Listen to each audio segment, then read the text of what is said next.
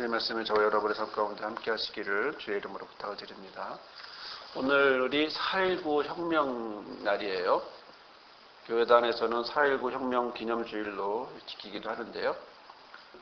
4.19가 일어났던 가장 큰 이유는 뭐냐면 1960년대 분수령으로 대다수 사람들이 권위주의적인 또 그런 고령의 이승만 정권이 그만두기를 원하는데 얘네들이 그만두지 않고 부정선거를 하면서 엉뚱한 모습들을 여러 가지를 보이니까 그런 것들을 출발로 그런 것들이 계기가 되어서 4.19 혁명이 일어났죠.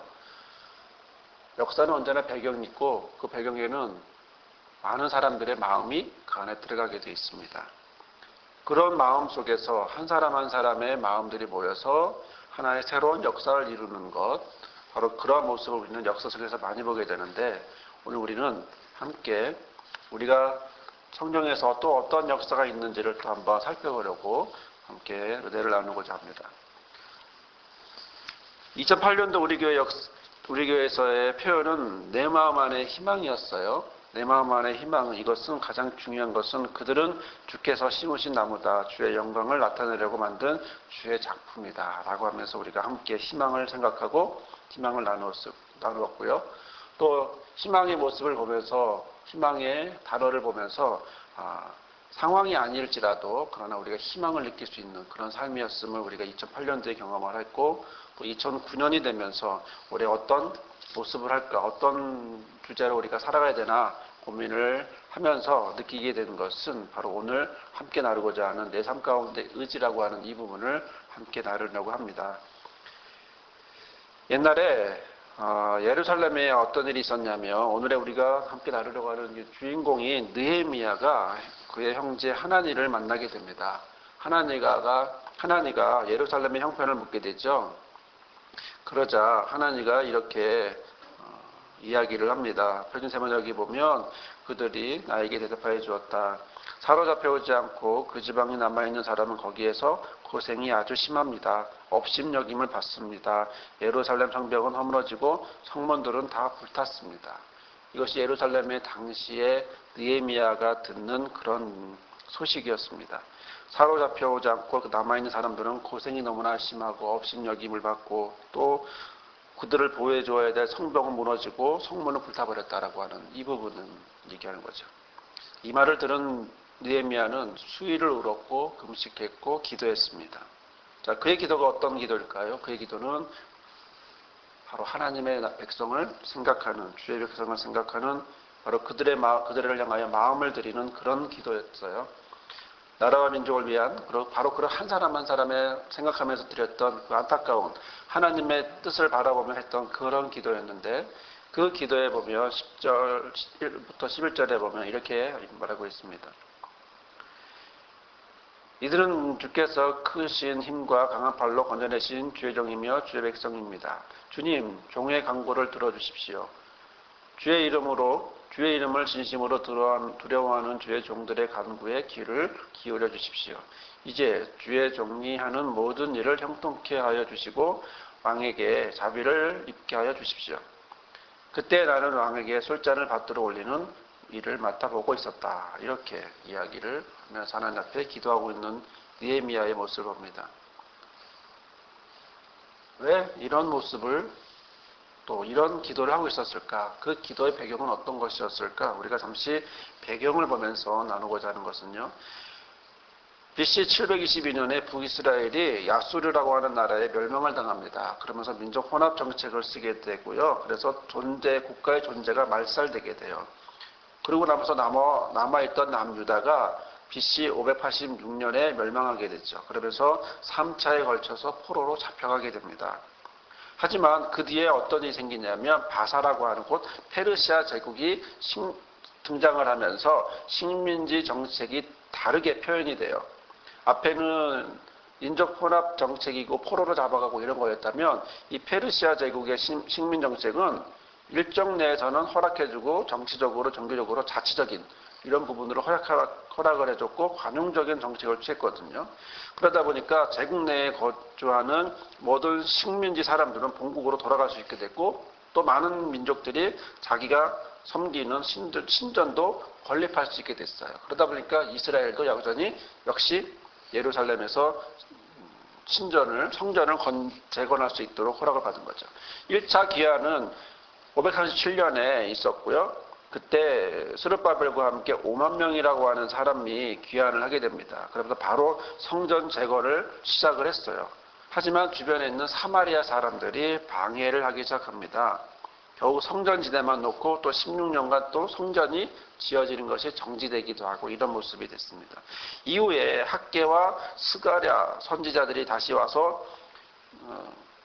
520년에 성전을 다시 재건을 하려고 노력을 하고, 그래서 516년에는 스룹바벨 성전이 준공이 되었어요. 2차 기환이 있었는데 2차 기환은 1차 때보다 80년 뒤의 일인데, 여기에는 우리가 잘 알고 있는 에스라라고 하는 사람과 함께 귀환을 하는데, 많이 온 것은 아니고 1800명 정도가 귀환을 하게 되죠. 신앙개혁운동까지 함께 일어나면서 문제가 발생하는 것은 이방인들과 통혼하는 것을, 이방인과의 결혼을 심각한 문제로 받아들이면서 그것들을 여호와 신앙으로 순수성을 파괴했기 때문에, 훼손했기 때문에 그것을 되찾으려고 하는 그런 노력이 있었습니다. 그리고 나서 이후에 있었던 3차 기환은 14년 뒤에 BC 444년에 느헤미야 주도로 이루어지게 되는데, 예루살렘 성벽을 재건이라고 하는 이런 사명을 띠고 느헤미야가 귀환을 합니다. 느헤미야는요, 페르시아 제국의 5대 왕이었던 아닥사스다 왕에게 있어서 술 맡은 관원이에요. 술 맡은 관원은 우리가 잘 알다시피 고대 근동사회에서 왕에게 술을 따르는 사람은 최측근이에요. 자, 그런 사람이 지금 어디로? 이스라엘로, 예루살렘으로 돌아오고 있는 겁니다. 느헤미야는요, 아닥사스다 20년에 예루살렘에 온 하나니에게 예루살렘의 성벽들이 회파됐다, 무너졌다라고 하는 소식을 듣게 되죠. 20년 만에 힘들게 성전을 재건했는데, 성전을 재건하다가 멈추기도 하다가 방해도 있다가 이러면서 재건했는데, 외부적인 이런 상황에서 또 대적으로 모두 보호할 수 있는 그런 울타리가 형성이 돼야 되는데, 예루살렘의 성의 재건이 실제로 필요함에도 불구하고 전혀 그렇지 못한 상황이 되었다라고 하는 사실은 느헤미야를 울게 하고 기도하고 또 하나님 앞에 매달릴 수밖에 없게 하는 그런 상황이 되게 되었죠. 자, 이러한 이유에서 시작된 예루살렘의 재건의 역사는 이스라엘 대적들의 어떤 당연한 방해를 받게 되겠죠. 그리고 제국을 반역한다라고 하는 오해도 받고요. 그러다 보니까 공사가 중단되기도 하고, 이런 상황 속에서 느헤미야가 기도하고서 예루살렘의 성벽을 재건할 수 있는 허락을 받고 이제 돌아온 겁니다.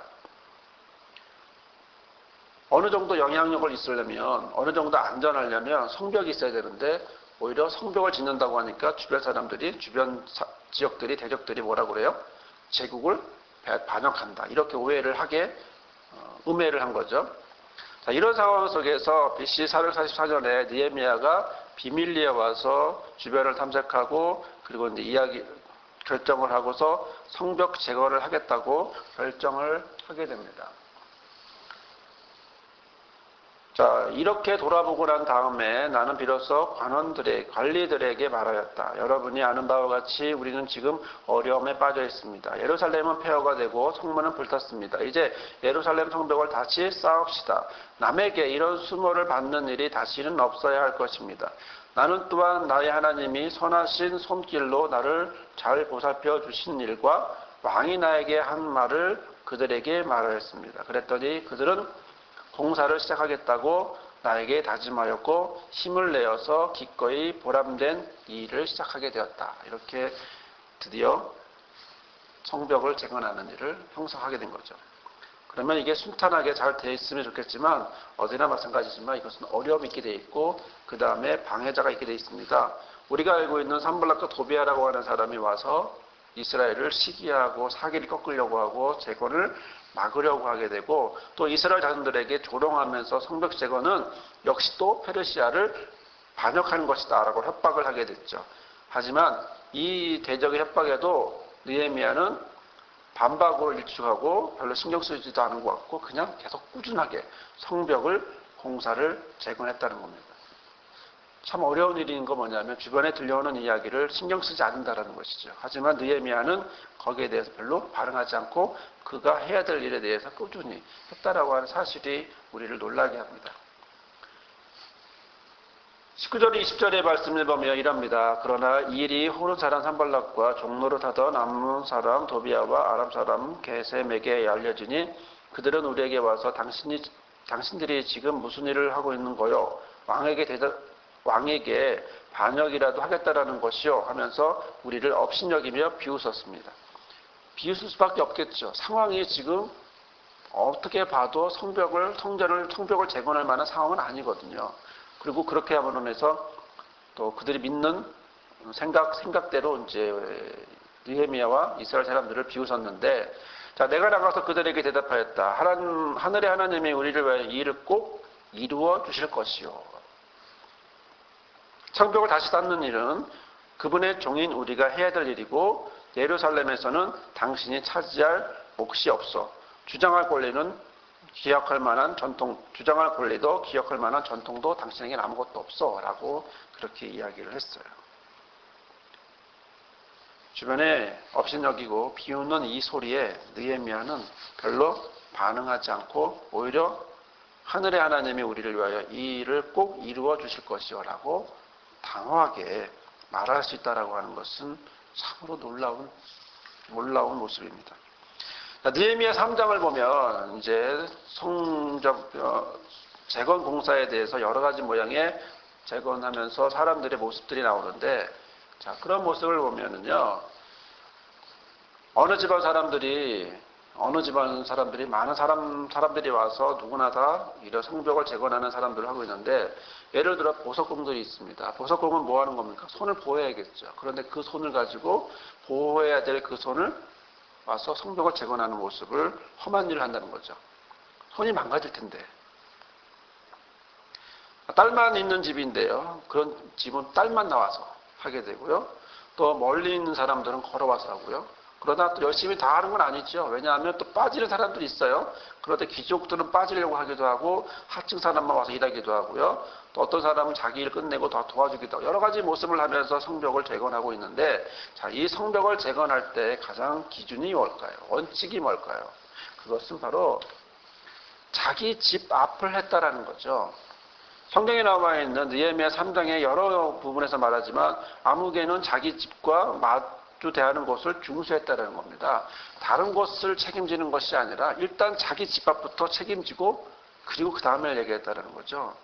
여러분, 아무리 우리가 좋은 것이 있어도 항아리에 구멍이 나면 아무리 무엇을 부어도 다 흘러나가게 돼 있어요. 방법은 하나입니다. 먼저 해야 될 것은 항아리를 막고 그리고 부어야 되는 거거든요.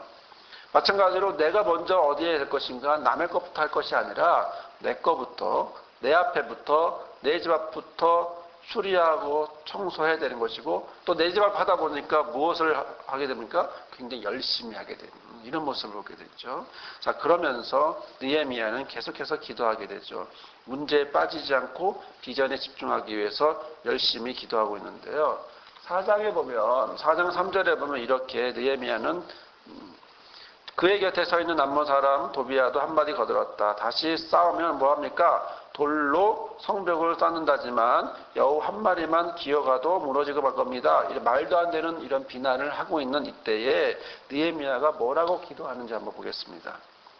우리 하나님 들어주십시오. 우리가 이렇게 업신여김을 받고 있습니다. 제발 우리에게 퍼붓는 그 욕이 그들에게 돌아가게 하여 주십시오. 그들이 노력을 당하게 하시고 남의 나라로 끌려가게 하여 주십시오. 그들의 죄를 용서하지 마시고 그들의 죄를 못 본 척하지 마십시오. 그들이야말로 성을 쌓고 있는 우리 앞에서 주님을 모욕한 자들입니다. 우리는 성 쌓는 일을 계속하였다. 백성이 마음을 모아서 열심히 일하였으므로 성벽 두르기는 마칠 수 있었으나 높이는 반밖에 아직 쌓여있지 않은 상황이 된 거죠. 하지만 둘렀고 이제 벽 높이는 계속해서 올라가고 있었다라는 거죠. 이 의지라는 말을 보면 자율과 수치 사이에 있는 얘기예요. 의지를 선택하려면 자율이냐 수치냐. 근데 오늘 여기서 보면 지금 들어가는 마음은 여기엔 수치가 있네요.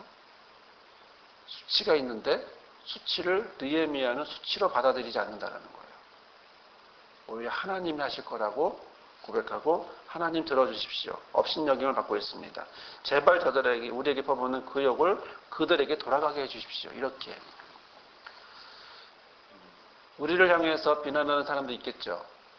내 삶에 대해서 하나님을 향하여 열심히 살아가고 있는 우리들이 향하여 비난하는 사람들이 없지 않아 있을 수 있습니다. 하지만 중요한 것은 그것이 아니라 내가 그것을 느헤미야 같이 수치로 받아들이지 않는다는 거예요. 자율로 받아들이고 또 하나님의 의지로 받아들이고 하나님 이루실 거라고 믿고 나아가는 이 느헤미야의 모습이 우리 교회와 저와 여러분의 모습이 되기를 바랍니다. 7절에 보니까요. 7절 이하에는요. 두 번째 원칙을 이야기합니다. 그건 뭐냐면 무장을 하라는 겁니다. 자기 집 앞을 하라고 하면서 동시에 무장을 하라고 하는 건데요. 13절에 보면 내가 성 뒤에 낮고 높은 곳에 백성으로 그 종족을 따라 뭐를 갖고 있어요? 칼과 창과 활을 가지고 서게 했다라는 거죠. 그러면서 23절에 보면 표준세번요. 나도 나의 형제들도 내가 데리고 있는 젊은이들도 나를 따르는 경비병들도 우리 가운데 어느 누구도 옷을 벗지 아니하였으므로 물을 길러갈 때도 무기를 들고 갔다라고 하는 부분입니다. 그렇습니다. 우리가 자율적으로 나아갈 때 내 집 앞을 추리하는 것도 중요하지만 또 하나는 수치를 밀어낼 수 있는, 수치를 거절할 수 있고 수치를 이겨낼 수 있는 내 마음의 무장도 필요한 겁니다. 그러지 않으면 무장하지 않으면 무너질 수밖에 없죠. 외국에 보면 힘 있는 나라와 힘 없는 나라가 있다면 힘 있는 나라는 무장을 했기 때문에 넘어가지만 또 힘 없는 나라는 결국 아무리 중립을 이야기한다 해도 말로 한다 해도 옆에 있는 힘 있는 나라에 함락되게 돼 있다는 거 보면 결국 무장은 남을 공격하기 위해서가 아니라 결국 나를 보호하기 위해서 무장이 필요한 것이고 나의 집 앞과 또 나의 삶을 보호하기 위해서 수치로부터 나를 보호하기 위해서 나는 무장을 해야 된다라고 하는 사실을 보게 됩니다. 자, 그러면 이런 외부적인 문제는 거기서 끝나는가? 4장에서 외부적인 문제라면 5장에서는 내부적인 문제가 아무래도 있습니다. 생활고 때문에 힘들어하는 백성들, 근데 그런 동족들을 착취하고 고리로 빼앗는 이런 사람들의 모습을 있게 되죠. 이런 모습들을 느헤미야는 정치를 통해서 해결하기 시작하고요. 6장은 그런 느헤미야를 넘어뜨리는 음모가 당연히 있겠죠. 하지만 그것에 넘어가지 않는 느헤미야를 보게 됩니다. 그러면서 동시에 놀라운 모습은 바로 52일 만에 성벽이 완성되었다는 것입니다. 사람들은 이 모든 것을 어떻게 얘기합니까? 하나님이 이루셨습니다. 라고 말하고 있다는 거죠. 그제서야 완공되었다라고 하는 성벽을 보게 되고 그제서야 원수들은 이 공사가 우리 하나님의 도움으로 이루어진 것을 그들이 깨닫고 또 그들은 기가 꺾였다라는 말씀을 느헤미야에서 하게 됩니다. 우리는 느헤미야에서 놀라운 것을 보게 됩니다. 그가 기도로서 비전으로서 나가면서 동시에 어떤 모습으로 나가야 될지를 말해주고 있고요.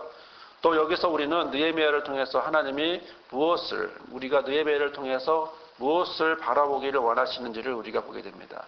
성벽을 재건하는 이유는 바로 보호를 하기 위함이었습니다. 이스라엘의 바로 하나님의 백성을 보호하기 위해서는 성벽이 있어야 되고 성벽이 완공되어야 됩니다. 그래서 1장에서는요. 바로 이 느헤미야가 이렇게 기도하고 있는 것이죠. 느헤미야가 주 하늘의 하나님, 위대하고 두려운 하나님, 주를 사랑하는 이들과 새로운 언약, 주의 계명을 지키시며 은혜를 베푸시는 하나님. 이제 이 종이 밤낮 주 앞에서 주의 종 이스라엘 자손을 위하여 드리는 이 기도에 귀를 기울이시고 살펴주십시오.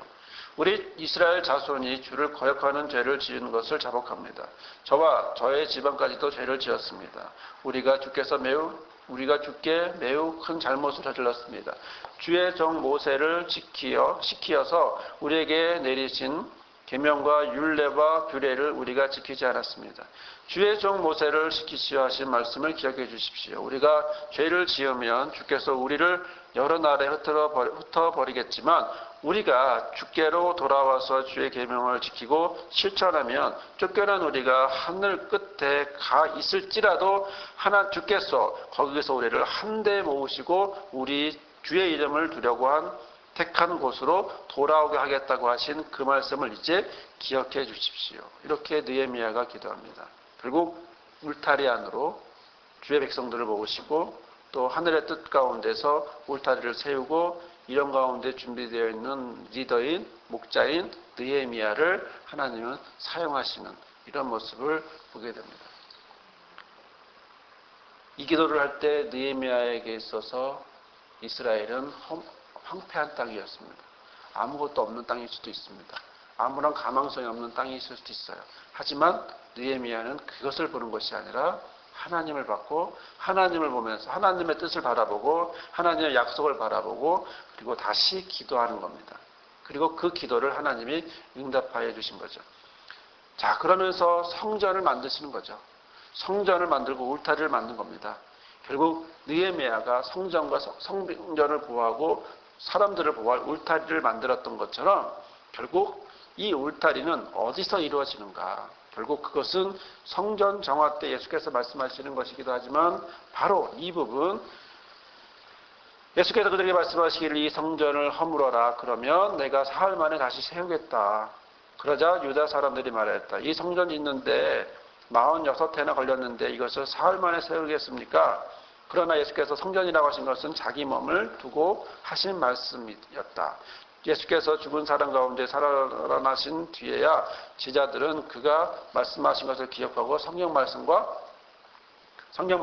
예수께서 하신 말씀을 믿게 되었다라고 말씀하고 있습니다. 결국 그가 울타리라는 거죠.